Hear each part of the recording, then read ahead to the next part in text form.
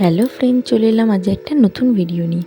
তো আজ সন্ধ্যেবেলা বানাচ্ছি ফুলকপি রোস্ট। তো অনেক দিন পরই বানাচ্ছি, তো সেই জন্য আমি নিয়ে নিয়েছিলাম ফুলকপি, অর্ধেকটা ফুলকপি আর বড় বড় করে কাটছি, তার কারণ ও একটু বড় বড় ফুলকপি খেতে ভালোবাসে। তো সেই মতো আমি ফুলকপিগুলো ভাপিয়ে নিচ্ছি এদিকে। আর এদিকে আমি একটা বাটিতে নিয়ে নিয়েছিলাম টক দই। টক দইয়ের সাথে আমি মিশিয়ে নেবো হলুদ গুঁড়ো, লঙ্কা গুঁড়ো, জিরে গুঁড়ো আর কাশ্মীরি লঙ্কা গুঁড়ো। তারপর বাটিতে বাটা ছিল কাজু বাদাম বাটা আর পোস্ত বাটা, নিয়ে ভালো করে ওটাকে আমি মিক্স করে নেবো। মিক্স করে নেওয়ার পর এদিকে যেহেতু আমার কপি ভেপে গেছে, আর এদিকে আমি নিয়ে নিয়েছি একটু সাদা তেল, তার মধ্যে দিয়েছি এলাচ, দারুচিনি, লবঙ্গ আর তেজপাতা। তো তারপরে আমি কপিগুলো দিয়ে ভালো করে কপিগুলো একটু লাল লাল করে ভেজে নেব।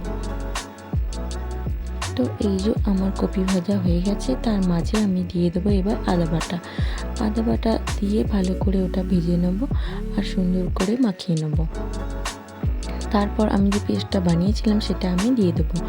দিয়ে আমি এবার ভালো করে আঁচটা না কমিয়ে দেবো, দিয়ে সুন্দর করে ওটাকে ফোটাতে দেবো। ফোটানোর পর আমি পরিমাণ মতো নুন দিয়ে দেবো। নুন দেওয়ার পর কিছুক্ষণ আমি ঢেকে রাখবো, যাতে ওটা সুন্দর আর কি টেস্টটা হয়ে যায়। তো তারপর আমি 1 চামচ ঘি দিয়ে দিলাম। দেওয়ার পর দেখো কত সুন্দর কালারটা হয়েছে আর খুব সুন্দর টেস্টটাও হয়েছে। তারপর আমি ঢাকা দিয়ে দিলাম। তো চলো আজকে ভিডিওটা এইটুকুনি, টাটা।